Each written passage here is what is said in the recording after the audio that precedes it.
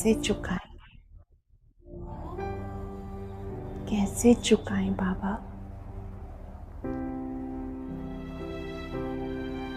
जो प्यार आपने दिया वो कोई दे नहीं सकता।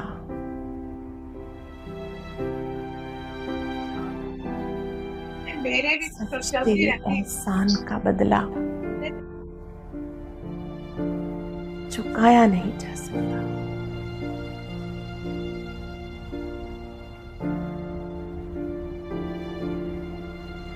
शूद्र से ब्राह्मण बना दिया, सदा मौज में रहना सिखा दिया।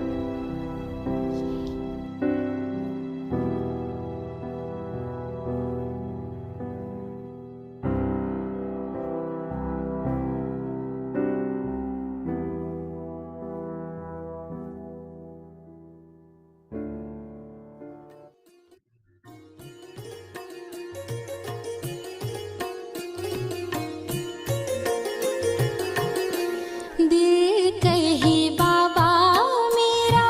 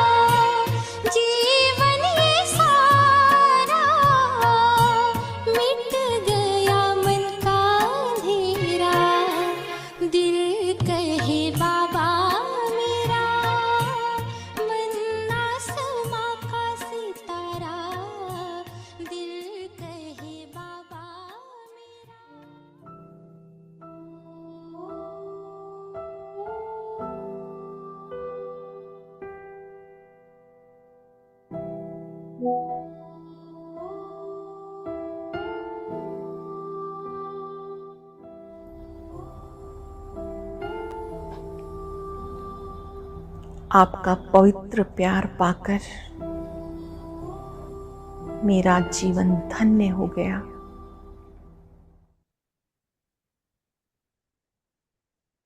ओम शांति। बाबा के मीठे मीठे प्यारे प्यारे रूहानी परिवार को ओम शांति।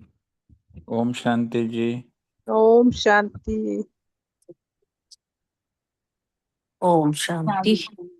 ओम शांति। बहुत सुंदर बाबा मेरा, प्यारा बाबा मेरा, क्या सुंदर श्लोक मेरा था। ओम शांति बहुत सुंदर वरदान आज का जो दीदी ने सुनाया। दीदी ने ये बोला था कि बुद्धि की प्रीत एक प्रीतम से लगाकर सदा सम्मुख की अनुभूति करने वाले विजयी रतन भव।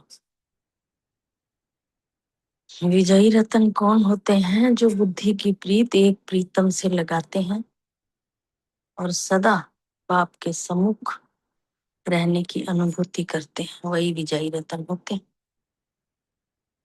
आगे डिटेल बताया बाबा ने। प्रीत बुद्धि अर्थात बुद्धि की लगन एक प्रीतम के साथ लगी हुई हो। जिसकी एक के साथ प्रीत है, उनकी अन्य किसी भी व्यक्ति व वैभव के साथ प्रीत जुट नहीं सकती। इसलिए बाबा ने कहा एक प्रीतम के साथ लगन लगाओ। और एक ही है, एक मैं और एक बाबा, तीसरा ना कोई। तो फिर किसी के साथ हमारी प्रीत जुट ही तो नहीं सकती ना, जब तीसरा कोई आएगा ही नहीं। वे सदा बाप दादा को अपने सम्मुख अनुभव करते हैं। जिनकी लगन एक के साथ होती है, वे सदा एक बाप दादा के सम्मुख ही अपना अनुभव करेंगे। उन्हें मनसा में भी श्रीमत के विपरीत व्यर्थ संकल्प व विकल्प नहीं आ सकते। कभी भी उनके मन में भी नहीं आएगा श्रीमत के विपरीत कोई भी कार्य करना। उनके मुख से व दिल से यही बोल निकलते, तुम ही से खाऊं, तुम ही से बैठूं, तुम ही से सर्व संबंध निभाऊं। बाबा के साथ ही सब कुछ है मेरा, जो भी कुछ है संबंध है, चाहे खाना पीना है, चाहे उठना बैठना है, सिर्फ एक बाप, दूसरा ना। ऐसे सदा प्रीत बुद्धि रहने वाले ही विजयी रतन बनते हैं। बहुत सुंदर स्लोगन है। चाहिए चाहिए का संकल्प आना, ये भी रॉयल रूप का मांगना है। इसलिए बाबा के सामने कुछ भी चाहिए चाहिए का अर्थ भी ना आए, कोई शब्द भी ना आए, चाहिए ये दे दो वो दे दो, नहीं, संकल्प भी ना आए तो नहीं तो इसको भी मांगना ही कहेंगे। ओम शांति। शुक्रिया बाबा, शुक्रिया मीठे मीठे परिवार का।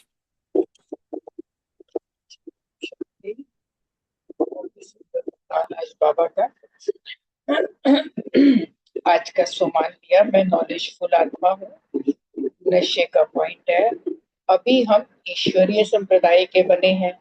स्मृति में रखा, बाबा हमें जम घटों की जेल से छुड़ाते हैं और बाबा हमारी श्रेष्ठ और शुद्ध मनोकामनाएं पूर्ण करते हैं। और चिंतन का पॉइंट दिया, ज्ञान चिता पर बैठ योग और पढ़ाई की रेस करके स्कॉलरशिप लेनी है, ऊंच पद लेना है। सेवा का पॉइंट है, वर्णों पर भी सबको समझा सकते हैं। उनको बताना है कि सबसे उत्तम ब्राह्मण वर्ण है और घर घर में सबको पैगाम देना है। अंधों की लाठी पर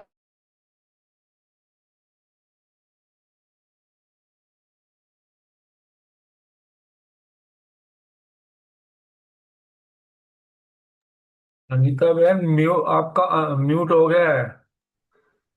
हाँ जी। ओम शांति। सेवा का पॉइंट है कि वर्णों पर भी सबको समझा सकते हैं और घर घर में सबको पैगाम देना है। अंधों की लाठी बन सबको रास्ता बताना है। धारणा का पॉइंट है, अभी अशुद्ध कामनाओं का त्याग कर शुद्ध कामनाएं रखनी है। सबसे शुद्ध कामना है पवित्र बनकर पवित्र दुनिया का मालिक बन जाएं। चेकिंग का पॉइंट लिया, किसी भूल को छिपाकर अपने को ठगती तो नहीं हो, और फरिश्ता स्वरूप का अभ्यास किया। ओम शांति। शुक्रिया बाबा। ओम शांति। आज की मुरली से सम्मान लिया। मैं विजयी रतन आत्मा हूँ। बहुत सुंदर आज बाबा ने बताया कि बाबा जो है हमारे लिए दो सौगातें लेके आते हैं, सुख और शांति। और सारी दुनिया में बाबा ने बताया कि सच्ची सच्ची नन्स कौन है। हम बच्चे सच्ची सच्ची नन्स हैं। क्यों? क्योंकि एक बाबा दूसरा कोई, नन बट वन, एक बाबा दूसरा ना कोई, एक ही याद में हमें रहना है। और बाबा ने कहा कि मुक्ति और जीवन मुक्ति, ये भी दो सौगातें हैं जो बाबा कल्प कल्प बच्चों को देते हैं। सारी जो मदार है वो पुरुषार्थ पर है। धारणा के लिए अशुद्ध कामनाओं का त्याग करके शुद्ध कामनाएं रखनी है। और शुद्ध कामना क्या है? पवित्र बनकर पवित्र दुनिया का मालिक बनना, ये ही है शुद्ध कामना। पर अंधों की लाठी बनना है और सदा सच्चा रहना। ज्ञान चिता पर बैठकर पढ़ाई में रेस करनी है, बाबा ने कहा। तो बहुत सुंदर ये चेकिंग का पॉइंट लिया कि कभी संकल्प भी नहीं आना चाहिए। ये चाहिए चाहिए का संकल्प नहीं आए, ये भी एक तरह का रॉयल रूप है, इसका मांगने का है। ओम शांति। शुक्रिया बाबा। ओम शांति। आज का सम्मान लिया। मैं प्रीत बुद्धि आत्मा हूँ। याद के लिए आज प्रीतम को सामने रखते हुए बाबा ने कहा, जिनके सन्मुख प्रीतम होएगा ना, तो उनके दिल से या मुख से निकलेगा, तुमसे खाऊं, तुम्ही से बैठूं, तुम्ही से सर्व संबंध निभाऊं, एक बाप और दूसरा ना कोई। क्योंकि योग अग्नि से ही हमारे विकर्म जो हैं वो विनाश होते हैं। धारणा के लिए पॉइंट लिया, अशुद्ध कामनाओं का त्याग कर शुद्ध कामनाएं रखनी है। और सबसे बड़ी शुद्ध कामना जो है, पवित्र बन पवित्र दुनिया का मालिक बनना है। कोई भी भूल नहीं करनी, अपने को ठगना नहीं है, धर्मराज के साथ सच्चा सच्चा बनना है। और सेवा के लिए पॉइंट लिया कि जो पढ़ाई पढ़नी और पढ़ानी है और सबको रास्ता दिखाना है, अंधों की लाठी बनना है और घर घर पैगाम देना है।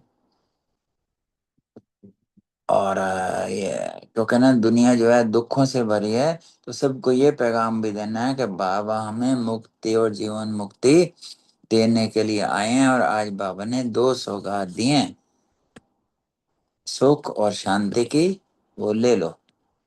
और जो स्मृति का पॉइंट रखा, नन बट वन। और चेकिंग का पॉइंट लिया, चाहिए चाहिए के संकल्प तो नहीं आते कहीं। और चिंतन का पॉइंट लिया, ब्रह्मचारी सो नहीं, ब्रह्मचारी सो ब्रह्मचारी। तो इसके लिए जैसे आज बाबा ने बताया कि हमें ध्यान रखना है कि हमारा हर बोल में पवित्रता का वाइब्रेशन हो, हर संकल्प में पवित्रता का महत्व हो, हर कर्म कर्म योगी जीवन का अनुभव हो, तब कहेंगे ब्रह्मचारी। ओम शांति। Thank you very much.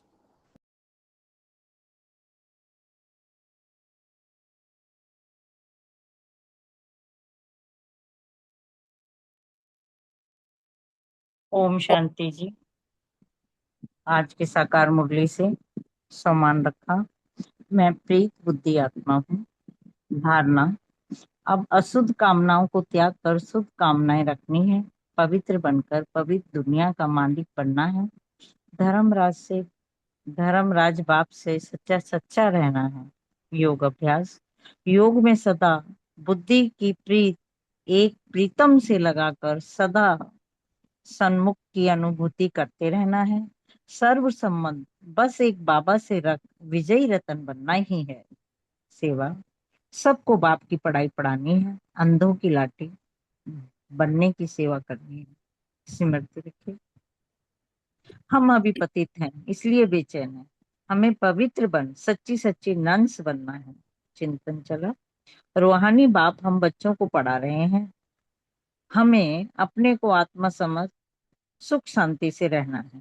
Checking की, चाहिए चाहिए का पाठ तो नहीं है। ओम शांति जी। शुक्रिया बाबा का, शुक्रिया मीठे परिवार।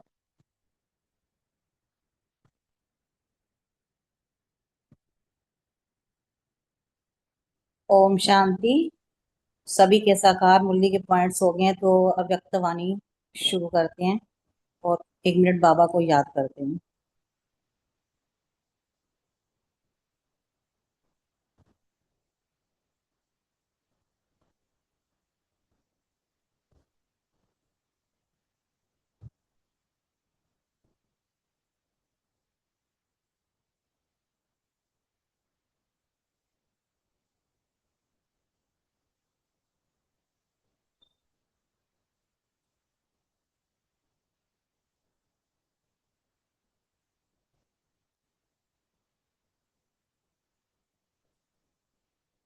ओम शांति।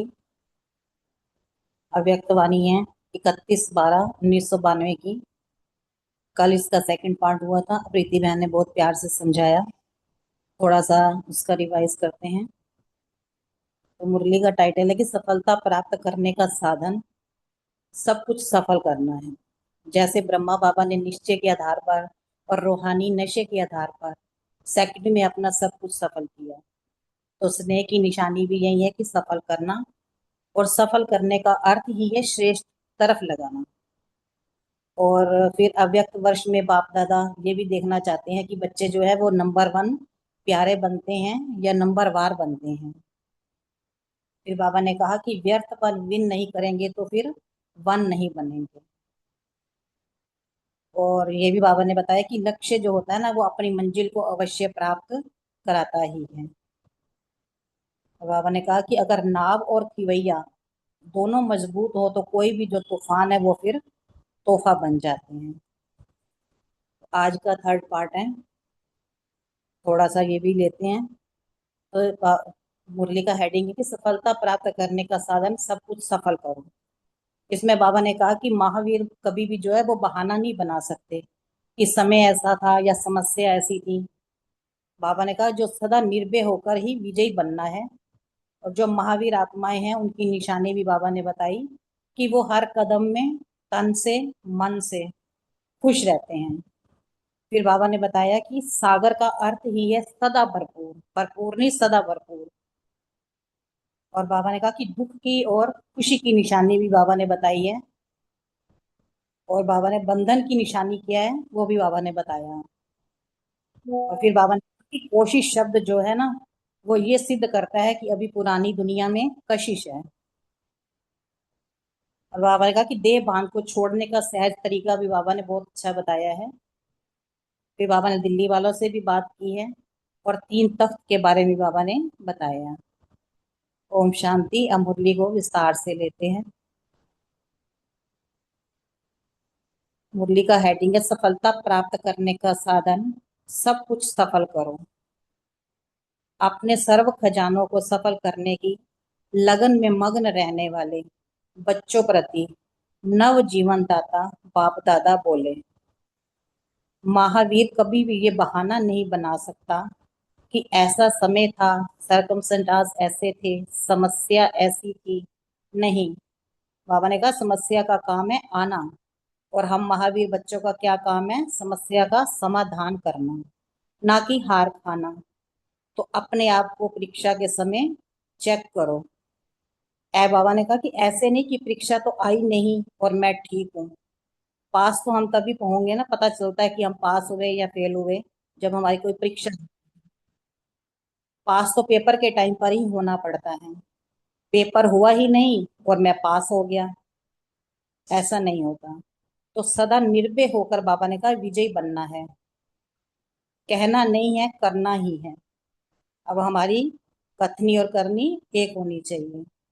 छोटी मोटी बातों में कमजोर बाबा ने कहा नहीं होना है।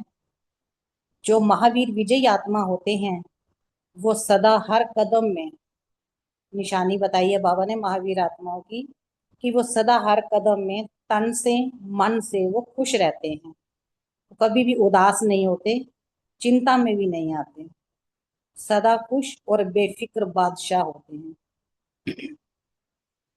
और महावीर आत्मा के पास जो दुख की लहर जो है वो स्वप्न में भी नहीं आ सकती, क्योंकि सुख के सागर के बच्चे बन गए हैं ना।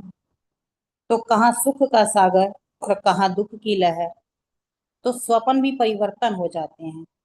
क्योंकि हमारा नया जन्म हुआ, जब से हम ब्राह्मण बने तो हमारा जीवन भी नया हो गया, हमारे संकल्प भी नए और स्वप्न भी हमारे नए। तो जब हम बाप के बन गए तो जैसा बाप और वैसे हम बच्चे भी वैसे बन गए। तो बाप सागर और बच्चे खाली हों, ये तो हो ही नहीं सकता। सागर का अर्थ है सदा भरपूर। सागर के बच्चे और सुख से खाली हो तो ये कौन मानेगा, कोई भी नहीं मानेगा। सागर जो है वो कभी सूख भी नहीं सकता, उसको चाहे कितना भी सुखाते रहें। लेकिन सागर समाप्त हो सकता है क्या? तो सदा बाप की विशेषताओं को याद रखना है हमें, कि बाप क्या और मैं क्या। कभी भी मन में रोना ना आए। एक होता है आंखों का रोना, बाबा ने कहा मन का भी रोना नहीं आना चाहिए। और दुख की निशानी है रोना। और खुशी की निशानी बताइए बाबा ने कि नाचना और गाना। वो सदा खुशी में नाचते और गाते हैं। अगर मन में भी रोना होता है तो समझो कि दुख की लहर है। दुख है तभी तो मन का रोना होता है। सुख के सागर के बच्चे हो तो दुख कहाँ से आया?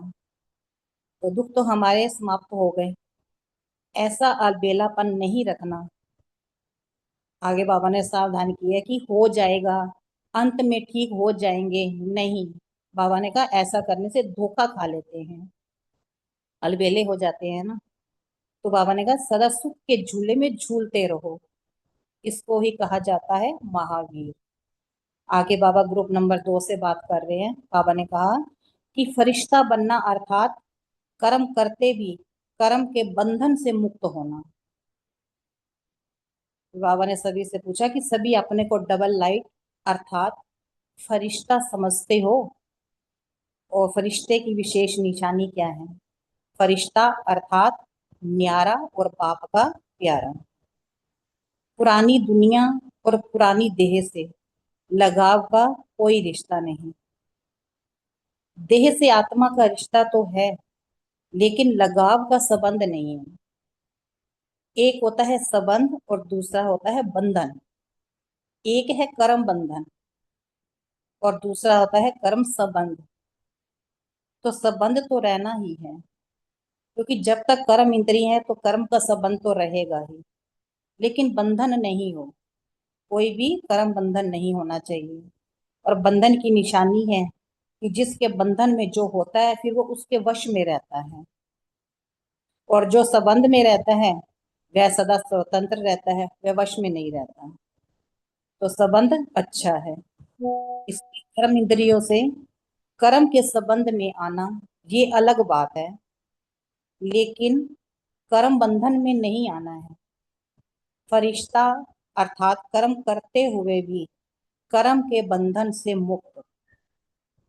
बाबा ने कहा ऐसे नहीं कि आज आंख कहे कि ये करना ही है, देखना ही है, तो उसके वश होकर देख ले। नहीं। जैसे कोई जेल में बंधन में होता है तो जैसे जेलर जैसे उसको बिठाएगा, चिल्लाएगा, खिलाएगा, तो ये बंधन हुआ ना। और अगर वो चाहे कि मैं जेल से चला जाऊं तो वो जा सकता है क्या? क्योंकि बंधन है, नहीं जा सकता। तो ऐसे ही पुराने शरीर का बंधन ना हो, सिर्फ सेवा प्रति संबंध हो। फिर बाबा ने पूछा कि ऐसी अवस्था है कि पुराने शरीर का कोई भी बंधन ना हो, केवल सेवा प्रति संबंध हो। जब बाबा ने कहा कि या कभी बंधन या कभी संबंध। बंधन क्या करता है? बंधन बार बार हमारी स्थिति को नीचे ले आता है। तो फरिश्ता अर्थात बंधन मुक्त। ऐसे नहीं कि कोशिश करेंगे। बाबा ने कहा कोशिश शब्द ही सिद्ध करता है कि पुरानी दुनिया की अभी कशिश है। कोशिश शब्द नहीं, करना ही है, होना ही है, इतना हमें निश्चय होना चाहिए। बाबा ने कहा जो जो है शब्द है ना, ये ऊंची स्थिति में ले जाता है, उड़ाता है। और जो गे शब्द है कि करेंगे, हो जाएगा, तो ये नीचे ले आता है। तो कोशिश शब्द बाबा ने कहा समाप्त करो। फरिश्ता अर्थात जीवन मुक्त, जीवन बंधन नहीं, ना कोई देह का बंधन, ना देह के संबंध का बंधन, ना देह के पदार्थों का बंधन। बाबा ने कहा ऐसे जीवन मुक्त हो, ये बाबा पूछ रहे हैं। अव्यक्त वर्ष का अर्थ ही है फरिश्ता स्थिति में स्थित रहना। अब बाबा ने चेक करने के लिए बोला कि चेक करो कि कौन सा लगाव है जो नीचे ले आता है। अपनी देह का लगाव खत्म किया तो संबंध और पदार्थ अपने आप ही खत्म हो जाएंगे। अपनी देह का लगाव अगर है तो संबंध और पदार्थ का भी लगाव अवश्य होगा। इसीलिए पहला पाठ ही पढ़ाते हो कि देह भान को छोड़ो, तुम देह नहीं आत्मा हो। जब हम 7 डेज कोर्स करते हैं तो सबसे पहले हमें यही बताया जाता है। तो ये पाठ पहले अपने को पढ़ाया है। ये भी बाबा ने पूछा कि पहले ये पाठ अपने को पढ़ाना है। देह भान को छोड़ने का सहज से सहज तरीका क्या है?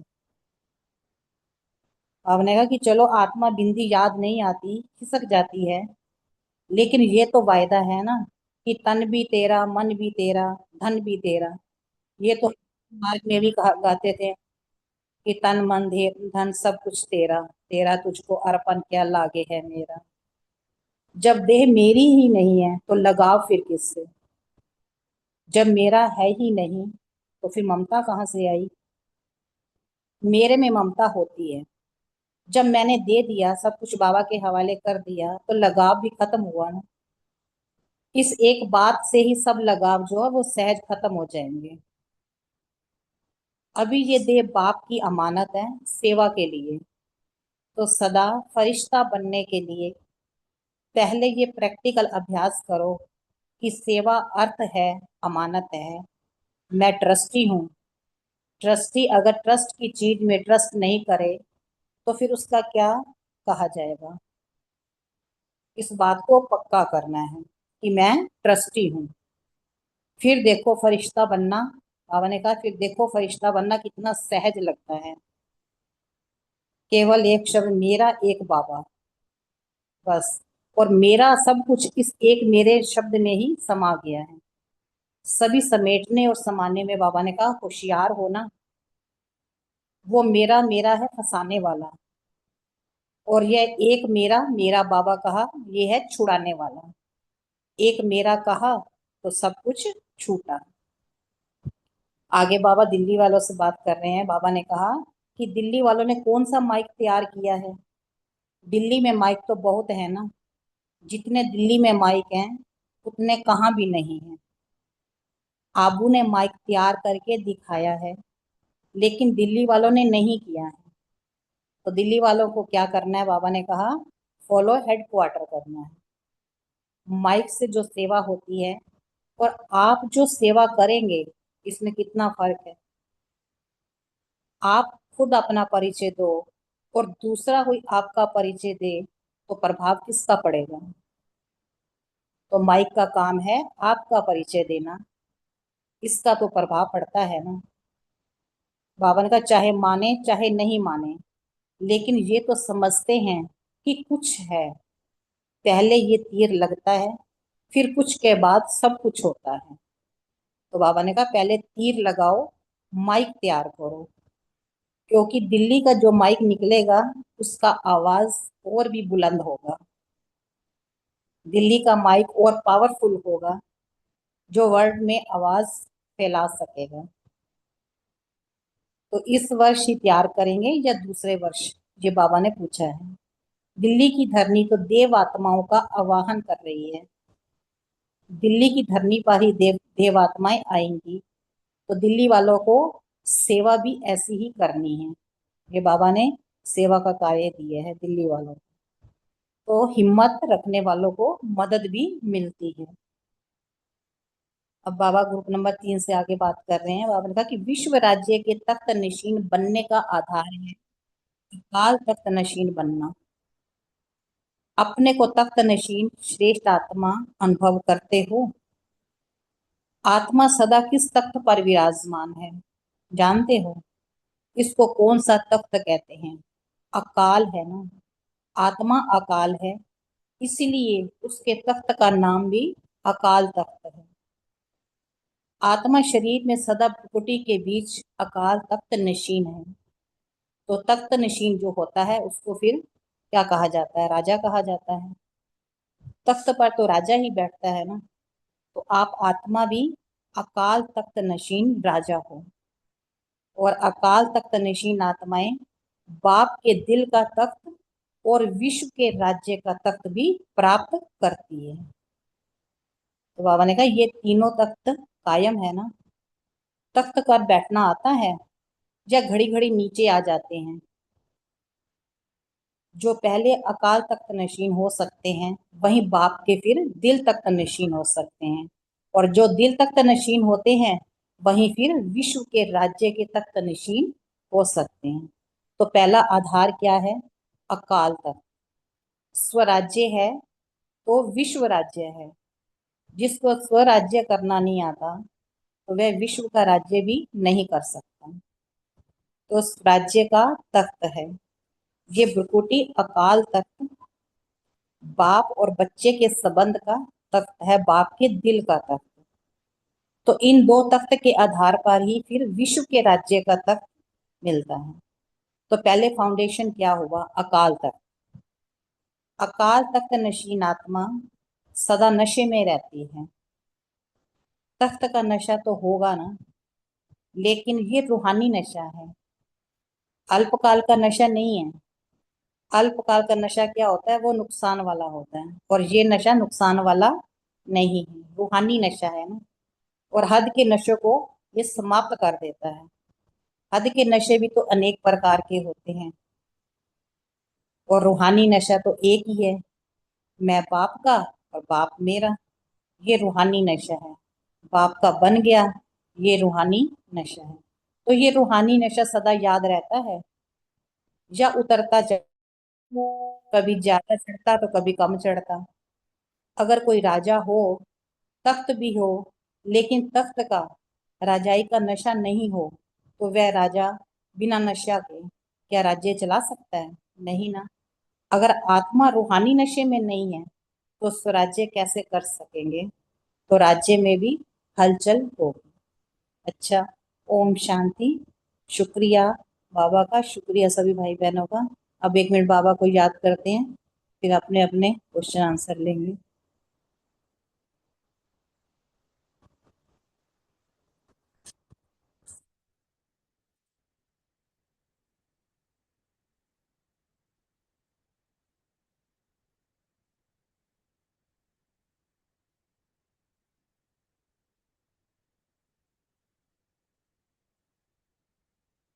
ओम शांति।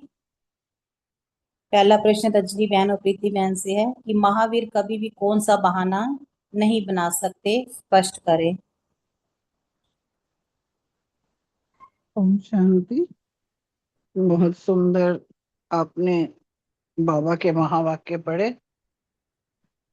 और क्वेश्चन बाबा ने कहा महावीर, महावीर बहाना क्या नहीं बना सकते कि समय ऐसा था ना इसलिए गड़बड़ हो गई, या सरकमस्टांसेस ऐसे, या ऐसी समस्या थी, यानी कि कोई कारण नहीं, नाम रखा गया महावीर। महावीर का मतलब ही यही होता है कि वो, उसका नाम जो है वो महावीर होता है, जिसको पूरे शस्त्र चलाने आते हैं, शस्त्रों में वो प्रवीण होता है, और उसको हर जगह, उसको जो है इतनी क्षमता होती है कि हर परिस्थितियों का मुकाबला करना आता है। नाम ही उसका महावीर है। जिसने हर समस्याओं पर ओवर पावर कर ली होती है, उसका नाम है महावीर। तो उसके लिए एक ऐसा भी समय हो, कैसी भी समस्या आए, उसको वो विजय प्राप्त कर सकता है, और उसकी समस्या का समाधान भी उसको आता है, कभी हार नहीं वो खा सकता। तो फिर ये भी कहा कि परीक्षा के समय चेक करना होता है, ये सब पता चलता है परीक्षाएं। तभी तो बाबा कहता है कोई अगर समस्या आती है, कोई परिस्थिति आती है, तो वो हमें और स्ट्रांग बना के जाती है। हमारे लिए अगला जो लक्ष्य की तरफ बढ़ने का एक अगला कदम होता है। अगर कोई परिस्थिति आ जाती है, परीक्षा हमें नेक्स्ट क्लास में तभी तो चढ़ाती है। अभी हमारा ओआरसी में 2 मुरलियों पे एक टेस्ट होना था सबका।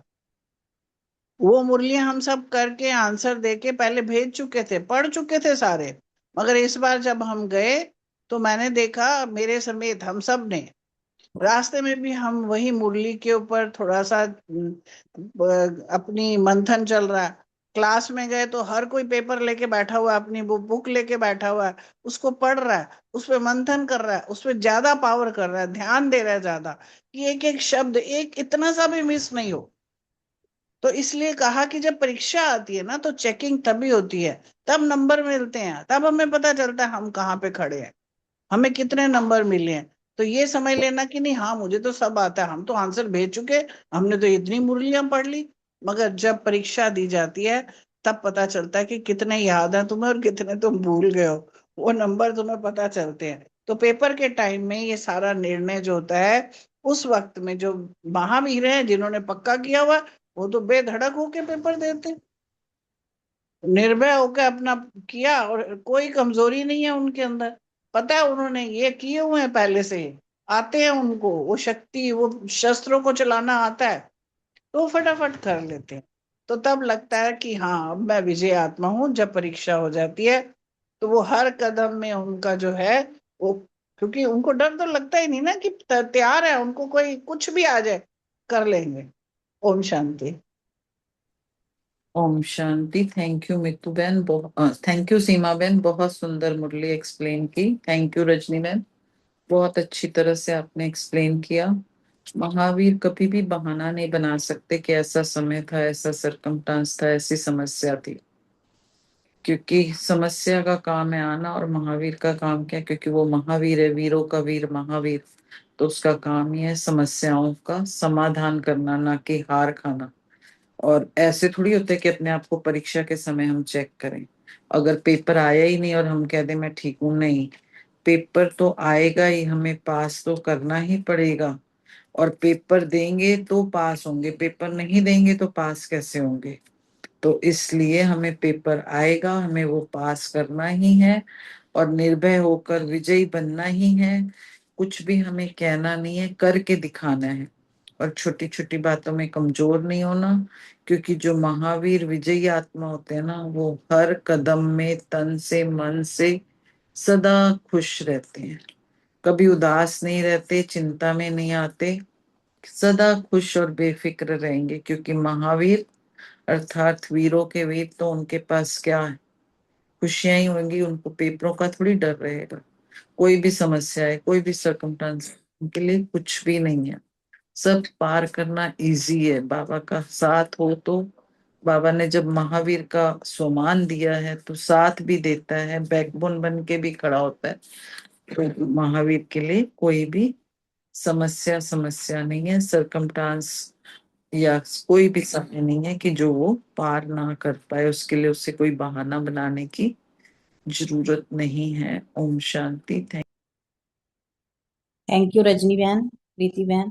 अगला प्रश्न बलविंदर बहन के लिए है कि महावीर आत्मा के पास दुख की लहर स्वप्न में भी नहीं आ सकती, स्पष्ट करें। थैंक यू सीमा बहन, बहुत सुंदर मुरली आपने पढ़ी।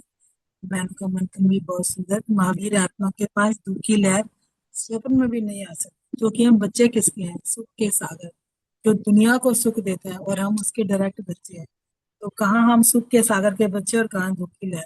स्वप्न में हमारे जो है ना परिवर्तन हो जाते हैं, क्योंकि हम बाबा की याद में रहते हैं, बाबा की याद में ही हर काम करते हैं, हम कर्म जोगी है ना। तो बाबा ने कहा, जब हमें बाबा ने टाइटल ही दिया मास्टर सर्वशक्तिवान, तो महावीर बाबा ने हमें बना दिया ना, हमें गुण ज्ञान शक्तियों से भरपूर कर दिया। तो हम तो सुख के सागर के बच्चे हैं, तो हमारे पास दुख की लहर कभी नहीं आ सकती। क्योंकि बाबा ने बोला कि हम सपने भी जो है ना, हमें हमेशा उमंग उत्साह वाले पॉजिटिव आते हैं, क्योंकि हम रहते हैं हमेशा बाबा की याद में। तो जैसा हम सोचते हैं वैसे ही हमें सपने भी आते हैं। तो बाबा ने कहा कि हमारा तो ये नया जन्म हुआ है ना संगम पे, तो स्वप्न भी हमें नए नए आएंगे, क्योंकि बाबा हमें नई दुनिया में लेके जा रहे हैं। जब बाप के बन गए तो फिर जैसा बाप होता है वैसे ही तो बच्चे होते हैं ना। तो बाप सागर है और बच्चे खाली हो, ये तो हो ही नहीं सकता। सागर का मतलब ही क्या है कि सदा ही भरपूर है ना। तो सागर के बच्चे सुख से खाली हो जाएंगे, कोई मानेगा? कभी नहीं मानेगा, क्योंकि सागर कभी सूख नहीं सकता, कितना भी सुखाओ। सागर तो अखूट है ना, हमेशा भरपूर है। तो हमेशा बाबा की विशेषताओं को याद रखो। बाबा ने हमें क्या से क्या बना दिया है ना। और हम हमेशा बाबा की याद में रहेंगे तो सदा ही महावीर है। ओम शांति। थैंक यू बलविंदर बहन, बहुत सुंदर। अगला प्रश्न अनीता बहन के लिए कि दुख की निशानी और खुशी की निशानी क्या है। शांति, बहुत सुंदर, बहुत अच्छे से आपने मुझे सुनाई सीमा बहन। बाबा कह रहे हैं कि दुख की निशानी जो होती है वो रोना हो, और खुशी की निशानी क्या है? जो इंसान खुश होगा वो खुशी में नाचता रहेगा, गाता रहेगा, है ना। और जो मन से दुखी, बाबा ने कहा मन का भी नहीं रोना होना चाहिए। ऊपर से तो रोना दूर की बात, मन का रोना भी बाबा कह रहे हैं नहीं होना चाहिए।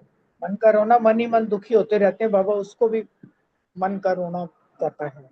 बाबा कह रहे हैं कि समझो दुख की लहर है, लेकिन हम कौन है? हम सुख के सागर के बच्चे हैं ना, तो हमें दुख कैसे आ सकता है? जब भगवान सुख का सागर हमें मिला है, अथाह सुख हमें दे रहा है, तो हमें दुख नहीं आना चाहिए। और ऐसा बाबा ने कहा अलबेलापन भी नहीं रखना। ये नहीं सोचना कि हो जाएगा, कर लेंगे, अंत में ठीक हो जाएगा। नहीं, बाबा कह रहे हैं धोखा खा लोगे। क्योंकि देखो, कुछ पता है हमारा शरीर कब छूट जाना है, और हम सोचते रहे हम कर लेंगे और तब तक हमारा शरीर ही छूट जाए। तो कब पेपर आ जाते हैं कुछ पता नहीं चलता। तो बाबा वही कह रहे हैं कि सदा सुख के झूले में झूलते रहो, इसको ही महावीर कहा जाता है। रोना नहीं है, खुशी में नाचते गाते रहना है। ओम शांति। शुक्रिया बाबा। थैंक यू अनीता बहन, बहुत सुंदर। अगला प्रश्न रानी बहन और सुरेश बहन के लिए कि फरिश्ता बनना अर्थात स्पष्ट करें। ओम शांति जी। बहुत सुंदर मुरली सुनाई आपने सीमा बहन, शुक्रिया बाबा का, और सभी का मंथन बहुत अच्छा है। फरिश्ता बनना अर्थात कर्म करते भी कर्म के बंधन से मुक्त होना। कभी भी हमें देह के संबंध में नहीं फंसना है, देह के अहंकार में नहीं फंसना है, देह के संबंध में नहीं फंसना है, और किसी भी देह के पदार्थ के मोह में भी नहीं फंसना है। हमने कर्म करना है, सेवा करनी है, और न्यारे प्यारे होकर फरिश्ता रूप हमने अपनाना है। जब भी हम डबल लाइट फरिश्ता बनेंगे। अगर हम ट्रस्टी होके नहीं रहेंगे, सब कुछ बाप के हवाले कर कर अगर हम मेरा मेरा में फंसे रहेंगे, तेरा तेरा नहीं करेंगे, तो हम ट्रस्टी नहीं हुए, हम फरिश्ता नहीं हुए। जब सब कुछ है ही बाप का, तो हमें किसी भी संबंध में फंसना नहीं है, किसी भी मोह में नहीं फंसना है, किसी भी पदार्थ में नहीं फंसना है, यहाँ तक कि अपनी देह से भी न्यारा प्यारा रहना है। कर्म तो हमने करने हैं, सेवा तो हमने करनी है, सेवा करते हुए हमें न्यारा प्यारा रहना है। सेवा करी और उसमें हम किसी के भी मोह में फंसे नहीं, और न्यारे प्यारे होके सेवा करते हुए, कर्म बंधन से अलग होते हुए, फरिश्ता रूप में स्थित रहते हुए, पुरानी दुनिया पुरानी देश के लगाव से कोई रिश्ता नहीं। आत्मा का रिश्ता तो लगाव ना, आत्मा का रिश्ता तो है लेकिन लगाव का संबंध नहीं। ऐसे संबंध और दूसरा बंधन, एक है कर्म बंधन, दूसरा है कर्म संबंध। तो संबंध तो रहेगा ही रहेगा जब तक कर्म इंद्रिया है, लेकिन कर्म का संबंध बंधन नहीं होना चाहिए। बंधन की निशानी है, जिसके बंधन में जो रहता है वो वश हो जाता है, और हमें किसी के भी वश में नहीं होना है, मोह में नहीं रहना है, न्यारा प्यारा होके फरिश्ता सब रूप में रहना है। ओम शांति जी। शुक्रिया बाबा। ओम शांति। बहुत सुंदर है क्वेश्चन भी, मुरली भी बहुत अच्छी है आज की। बाबा कहता है हर किसी को अच्छा अच्छा कहते रहते हो, लेकिन उस अच्छे के ऊपर अमल भी करना। तो फिर बाबा ने कहा कि फरिश्ता बनना है तो कर्म करते हुए कर्म के बंधन से मुक्त होना पड़ेगा, तभी फरिश्ता बन पाओगे। तो बाबा ने कहा कि तुम सभी अपने को डबल लाइट फरिश्ता समझते हो? जो फरिश्ते होते हैं उनके ऊपर माथे पर डबल लाइट होती है, सिर पर भी डबल लाइट चमक रही होती है। बाबा कहते हैं ना, तुम डबल लाइट फरिश्ते हो। तो सही है ना ये? फिर अभी क्वेश्चन भी किया बाबा ने। तो फरिश्ते की निशानी है फरिश्ता, बाबा का प्यारा और न्यारा। बाप का प्यारा होता है जो फरिश्ता होता है, उड़ता रहता है ना, उड़ते उड़ते बाबा की गोदी में जाके बैठ जाता है। तो न्यारा हो गया ना, तो बाप से प्यार भी ले लिया।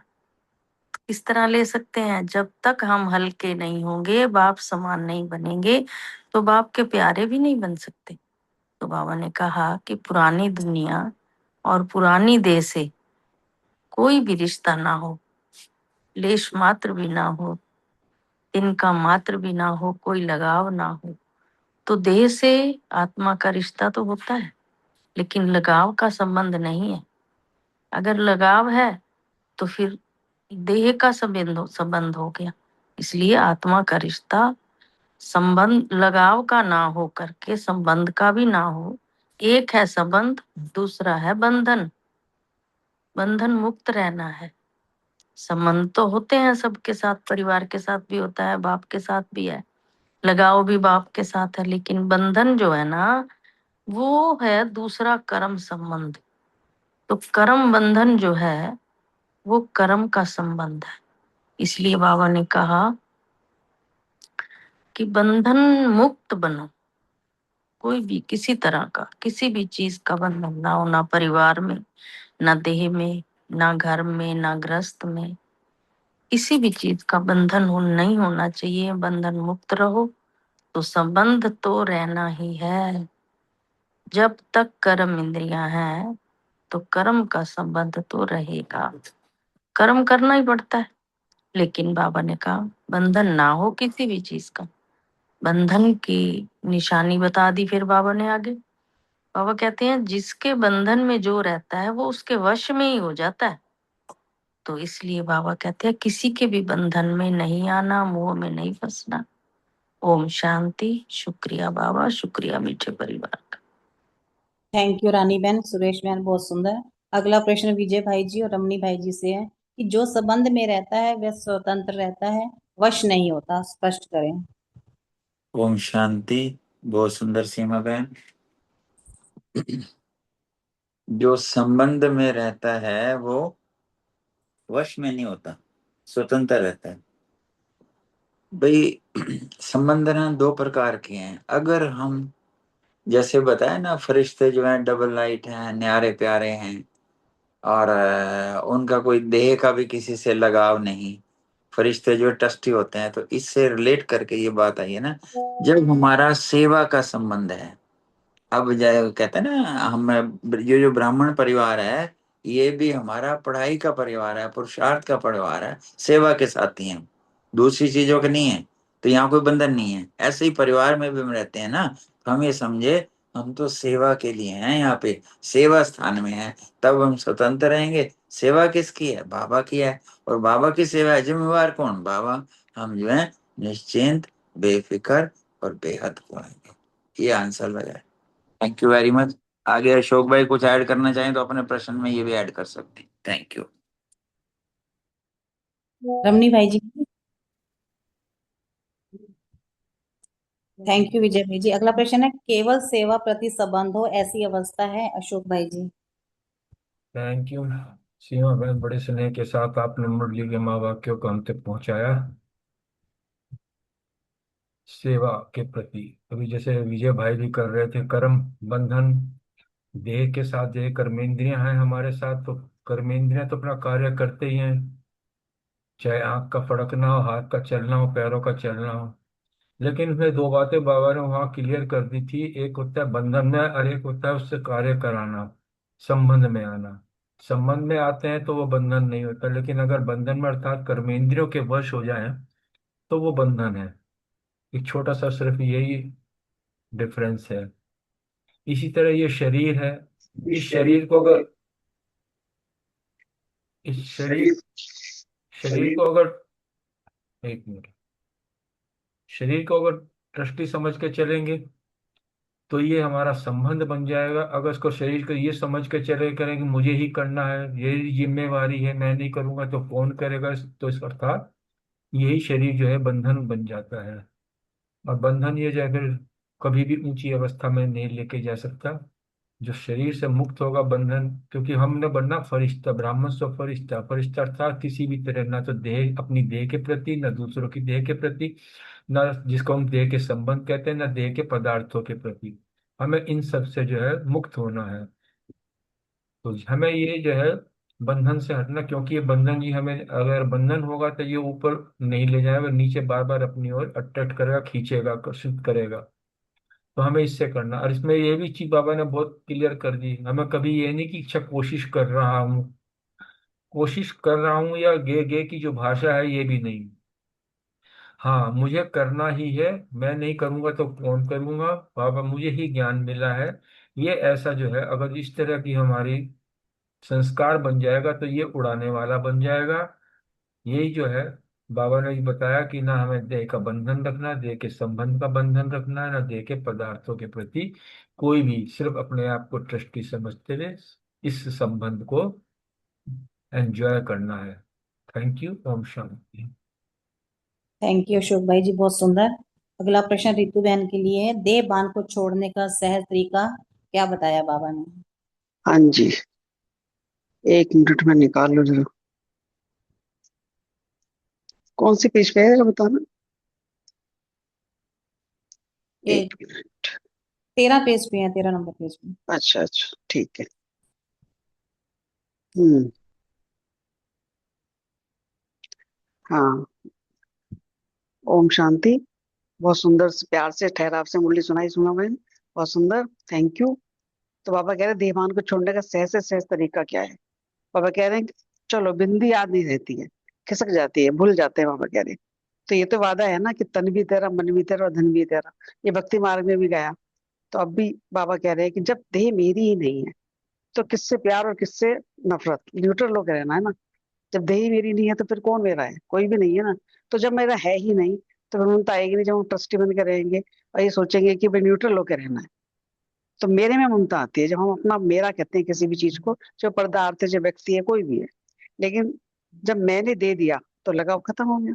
तो इस एक बात से सब लगाव सहज खत्म हो जाएंगे जब हम ये कह देते हैं। तो बाबा कह रहे अभी यह देह बाप की अमानत है, ये समझो, और सेवा के लिए है। तो सदा फरिश्ते बनने के लिए पहले प्रैक्टिकल अभ्यास करो, बाबा कह रहे। और सेवा अर्थ है अमानत है, बाबा कह रहे बाबा की अमानत है, सेवा अर्थ है। तो मैं ट्रस्टी हूँ, और ट्रस्टी कभी अगर ट्रस्ट की चीज में ट्रस्ट नहीं करेगा तो उसका क्या क्या कहा जाएगा उसको। तो इस बात को पक्का करो बाबा कि मैं ट्रस्टी हूँ, ये मेरा कुछ भी नहीं है, सब बाबा का है। तो फिर देखो फरिश्ता बनना कितना सहज लगता है। हल्के हो गए ना, मेरे मेरे से छूट गए, तेरा तेरा कर दिया। तो मेरा एक बाबा बस, और मेरा, मेरे में सब कुछ आ गया, और इस मेरे में समा गया सब। तो सभी समेटने और समाने में होशियार हो गए, बाबा कह रहे। तो वो मेरा मेरा जो है फंसाने वाला, यह एक मेरा है छुड़ाने वाला बाबा। बस मैं, एक मेरा बाबा, ये है हमारा छुड़ाने वाला। और एक मेरा कहा तो सब छूट गया। तो इसलिए बाबा ने ये कहा कि मेरा कुछ नहीं, सब बाबा का है। जब बाबा को सौंप दिया है, ट्रस्टी बन के रहोगे तो हल्के रहोगे। ओम शांति, शुक्रिया बाबा। थैंक यू रितु बहन, बहुत सुंदर। अगला प्रश्न रूमी बहन के लिए है, दिल्ली वालों ने कौन सा माइक तैयार किया है?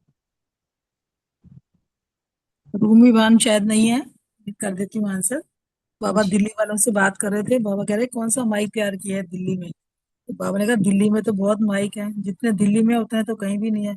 लेकिन बाबा ने बोला कि आबू ने माइक तैयार किया है, अभी दिल्ली वालों ने कोई नहीं किया होगा, तो हेडक्वार्टर को फॉलो करना है। बाबा ने कहा माइक से जो सेवा होती है ना, फिर जो फिर आप सेवा करोगे उसमें फर्क हो जाता है। जैसे कहीं जाए, हम खुद अपना परिचय दें या दूसरा कोई हमारा परिचय दे, तो इसका बाबा कहते हैं अलग प्रभाव पड़ता है ना। तो माइक का काम है कि आपका परिचय दें, वो आपके बारे में बोले। तो बाबा ने कहा इसका जो है ना प्रभाव पड़ेगा। बाबा ने कहा चाहे मानो चाहे नहीं मानो, लेकिन समझते तो है ना कि भी कुछ तो पहले से तीर लगता ही है, फिर कुछ देर के बाद सब कुछ होता है। तो बाबा ने कहा पहले तीर लगाओ और फिर माइक तैयार करो, क्योंकि दिल्ली से जो माइक निकलेगा ना उसका आवाज बुलंद होगा। क्योंकि दिल्ली में जो भी प्रोग्राम होता है उसकी जो है ना पूरे वर्ल्ड में छवि जाती है, क्योंकि न्यूज बन के जाती है। और सभी जो बड़े बड़े मेगा प्रोग्राम है वो दिल्ली से स्टार्ट होते हैं। तो दिल्ली का माइक जो है बाबा कहते हैं और भी पावरफुल होगा, तो पूरे वर्ल्ड में आवाज फैलेगा। तो बाबा ने बोला इस वर्ष ही तैयार करोगे या दूसरे वर्ष?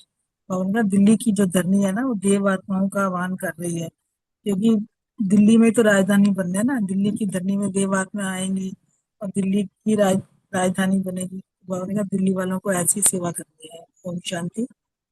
थैंक यू बलविंदर बहन डबल चांस लेने का। अगला प्रश्न है सुमन बहन के लिए कि विश्व राज्य के तख्त नशीन बनने का आधार क्या है। ओम शांति। थैंक यू सीमा बहन। विश्व राज्य के तख्त नशीन बनने का आधार क्या है? बाबा ने कहा तो इसका आधार है अकाल तख्त नशीन बनना। ने कहा कि तख्त नशीन जो श्रेष्ठ आत्मा अपने को अनुभव करते हो कि सदा किस तख्त पर विराजमान है। कौन सा तख्त है ये? जो जपजी साहब भी जैसे पढ़ते हैं तो उसमें भी आत्मा का कहते हैं ना, अकाल तख्त, अजूनी सैभम, निर्भय निर्वैर, वो सारा की आत्मा का अकाल तख्त जो है भ्रुक्टी के बीच में है। तो ये सब भी मानते हैं इस चीज को।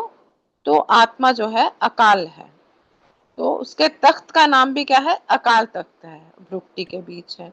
तो जो तख्त नशीन जो होता है ना वही राजा है। अगर हम अकाल तख्त पर विराजमान है, मतलब आत्मा को आत्मिक स्थिति में रहते हैं और कर्मेंद्रियों के राजा बन के रहते हैं, तो क्या है? हम अकाल तख्त नशीन बनते हैं। और जब हम अकाल तख्त नशीन बनते हैं ना, तो बाबा के दिल का भी तख्त हमें तभी मिलता है।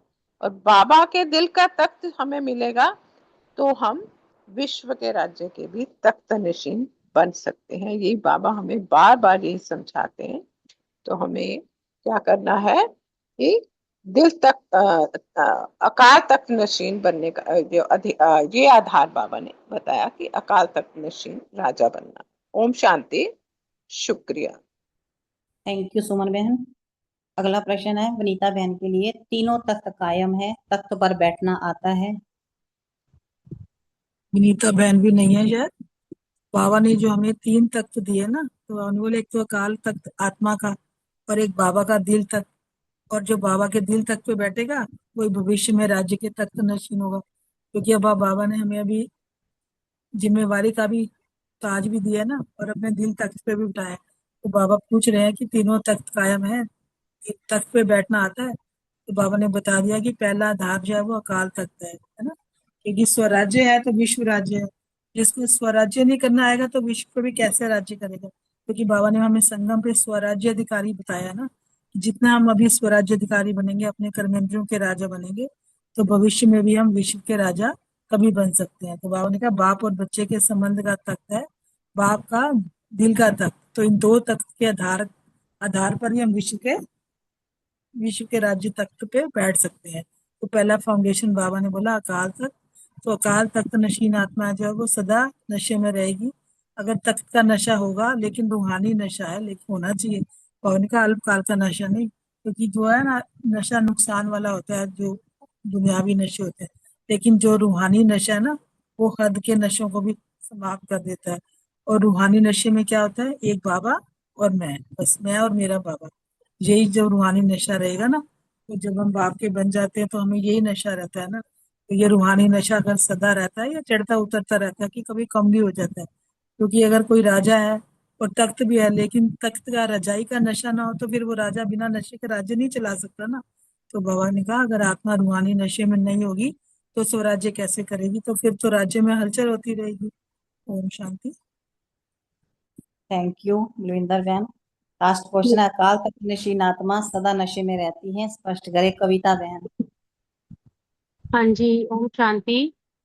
तो दीदी ने वैसे काफी बहुत अच्छे से समझा ही दिया, इसने ये सारा आंसर इसमें से रिलेटेड ही है। तो जो अकाल तख्त नशीन आत्मा होती है वो हमेशा रूहानी नशे में ही रहती है, हद के नशों को वो समाप्त कर देती है ना। अल्पकाल का नशा नहीं होता उसका, तो वो हद के नशों को समाप्त कर देती है, हमेशा रूहानी नशे में उठती कला में रहती है। और हद के नशे में रहती है, तो हद के नशे भी बाबा कहते हैं अनेक प्रकार के होते हैं। एक तो रूहानी नशा है ना, एक रूहानी नशा एक है कि मैं और मेरा बाप, ये एक रूहानी नशा तो हर आत्मा ब्राह्मण आत्मा को रहती है कि मैं बाप की हूँ और बाप मेरा है। बस ये रूहानी नशा है कि बाप का बन गए, तो रूहानी नशा हमेशा उपूर्ति कला में उसको ले जाता है। तो ये रूहानी नशा बाबा कहते हैं सदा बना रहना चाहिए बच्चों का, कभी उतरना चढ़ना नहीं चाहिए। ऐसा नहीं होना चाहिए कि कभी ऊपर चढ़ रहा है कभी नीचे उतर रहा है। तो वह राजा बिना किसी, वो जो वह राजा होता है ना, वो बिना नशे के राज्य चला सकता है। उसको किसी चीज की मतलब अलग से नशे की जरूरत नहीं होती। उसके अंदर अपने आप ये नशा रहता है कि मैं बाबा का हूँ, बाबा मेरा है। कोई राजा हो, तख्त भी हो, लेकिन तख्त का राजाई का नशा नहीं होता। तो बाबा कहते हैं वो बिना नशे के राज्य चलता ही रहेगा। अगर आत्मा रूहानी नशे में नहीं है तो वो स्वराज्य में टिक ही नहीं सकती। अगर रूहानी नशा होगा तो स्वराज्य में भी टिकेगी और उसके राज्य में कभी कोई हलचल भी नहीं होगी। ओम शांति। शुक्रिया सभी। थैंक यू कविता बहन, बहुत सुंदर। शुक्रिया बाबा का, शुक्रिया सभी भाई बहनों का। ओवर टू अशोक भाई जी। थैंक यू सीमा बहन। सभी भाई बहनों के बड़े प्यार के साथ दिल से जय बाबा के महावाक्यों को पढ़ा, मनन चिंतन किया और आपस में एक दूसरे के साथ शेयर किया। दिल से उनका सबका आभार। और बाबा का एक सुंदर सा गीत सुन लेते हैं।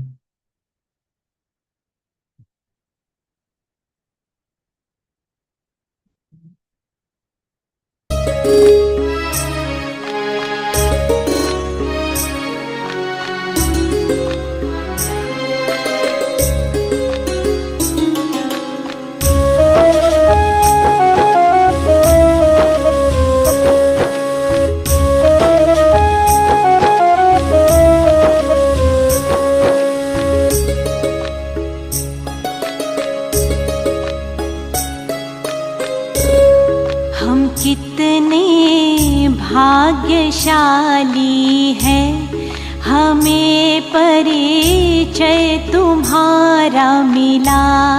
कमी तो अब हमें क्या है, हमें अनमोल रतन तू मिला। हम कितने भाग्यशाली हैं, हमें परिचय तुम्हारा मिला। कमी तो अब हमें क्या है, हमें अनमोल रतन तू मिला।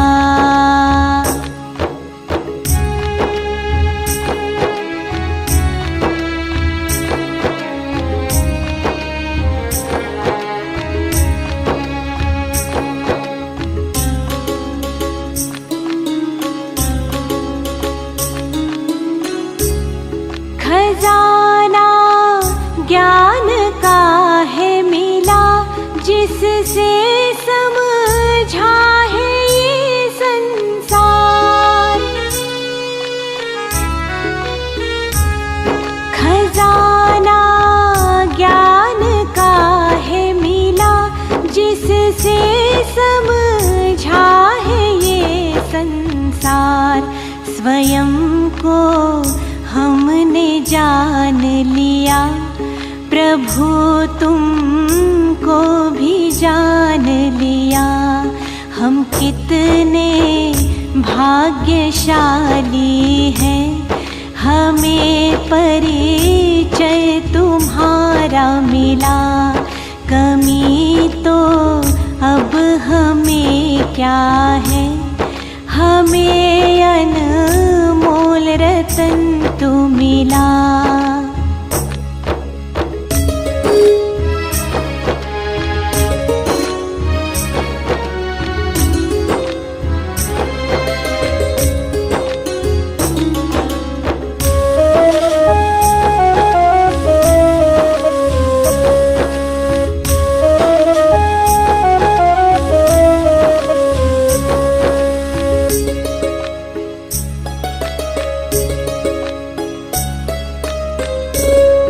खजाना खुशियों का है मिला, तुम्हें पाकर मेरे भगवन।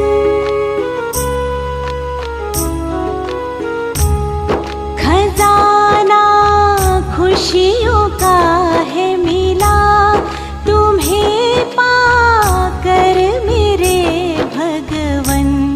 हंसी अब लौट आई है, जिसे हमने था खो ही दिया। हम कितने भाग्यशाली है, हमें परिचय तुम्हारा मिला। कमी तो अब हमें क्या है, हमें अनमोल रतन तू मिला।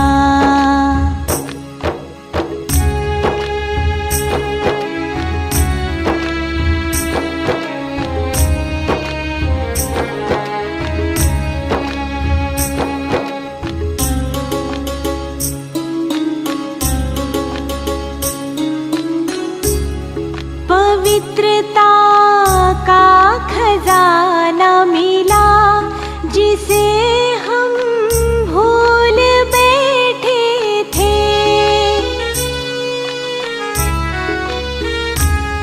पवित्रता का खजाना मिला, जिसे हम भूल बैठे थे। इससे ही आते सुख शांति, जो हमको अब बहुत है मिला। हम कितने भाग्यशाली हैं, हमें परिचय तुम्हारा मिला। कमी तो अब हमें क्या है, हमें अनमोल रतन तू मिला।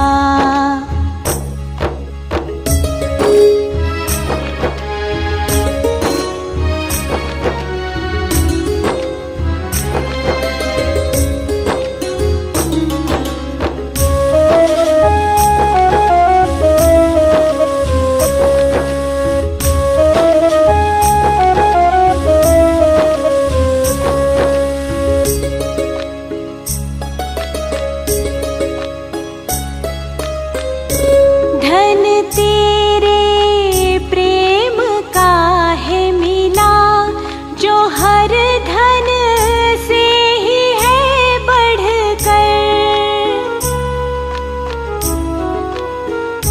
धन तेरे प्रेम का है मिला, जो हर धन से ही है बढ़कर।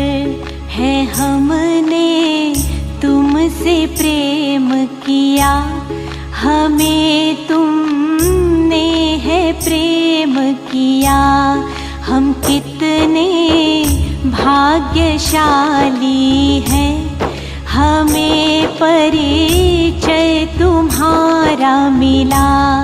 कमी तो अब हमें क्या है, हमें अनमोल रतन तू मिला। हमें अनमोल रतन तू मिला।